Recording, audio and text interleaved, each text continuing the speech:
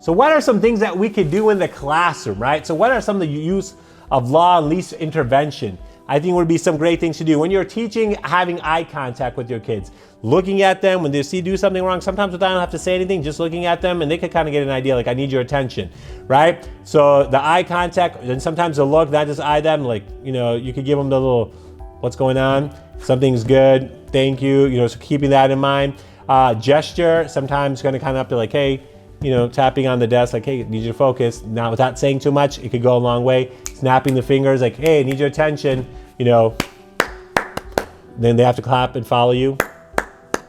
We do that with assembly, and that way you don't have to be like, shh, quiet, shh, shh. Just sometimes making the noise, and kids after some time will get used to it, right? Proximity, sometimes it's getting close enough that people know, like, hey, I need you to stop talking, and without really making a big scene so that people are like, I wasn't talking, just like, hey, just quiet, hey, I need you to focus. Call out the student's name. Sometimes you need to be like, hey, excuse me, Adam, Mary, can you stop? You know, and just kind of go ahead and go from there.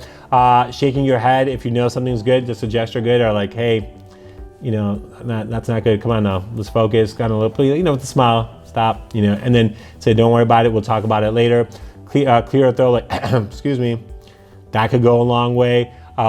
Sometimes it's flicking the lights, turning them off, turning them back on. Sometimes that just enough, just like, hey, what happened 2-3 times? Hey guys, I need your attention here, right? There's countdown, 10, 9, 8, 7, 6, or 1, 2, 3, 4, 5, 6, 7, 8, or 1, 2, eyes on you, 3, 4.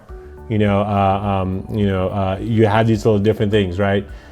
Stay by the door, you know, so you have these different kind of chants that people might have. Using humor is always great, another way to kind of get their attention. Touch, you know, just in the sense of just like, you know, kind of tapping on their shoulder and so on and so forth plays a big part. And then sometimes it's something small, like, you know, if it's a 2 seconds, and sometimes you have a child who needs fidgets and they're in the back, as long as they're not affecting anyone, don't have to call out. Not everyone's going to sit this way.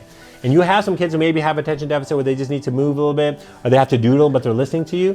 You gotta ignore that and understand that at the end, are they understanding, are they learning, are they still able to engage in the class? And if we had a child in the class who just have to move, and it was due to a medical reason, so we just put him on the back of the class, so that way, you know, the kids in the front are not seeing him moving or getting up, and the parents were okay with it. So having that conversation and having that plays a big part. So these small things can go a long way, right? And then having other things like sometimes where you have a second, third grader, maybe having trouble, maybe talk with a fifth grader, middle school, and say, can you have a big brother, big sister program where they could come and talk to them? And sometimes having an older kid talking to them and kind of engaging. Sometimes those kids, older kids who may be popular, could help some of those kids with, you know, who have that energy because they look up to them, right? Peer mediation, having kids in your class deciding and saying to resolve small problems, everyone who feels are fair individuals. Having sometimes high school, college students come in and tutor after school and talking to some kids that struggle, that's there. Buddy reading with the upper grade class could go a long way at building that relationship. Having some leader, every week having a person, maybe assembly leader in your class for your morning announcements, having different people, giving the opportunity for the kids who are sometimes energetic, giving them an opportunity to present and showcase some of their speaking skills and so on and so forth. Having a suggestion box, kind of getting some ideas and saying, what are some things we could do to make things better?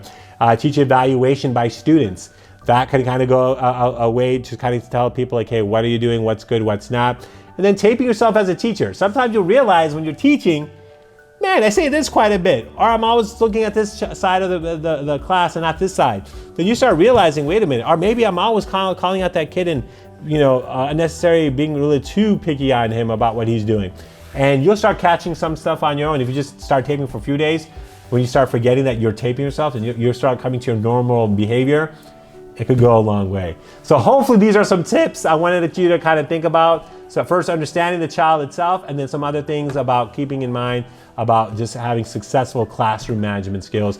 Great job. Hopefully keep up the good work. And again, there are going to be tough times, but just never give up on these individuals and work, you know, by yourself in the classroom, but with your other fellow students, fellow colleagues, administration, and parents.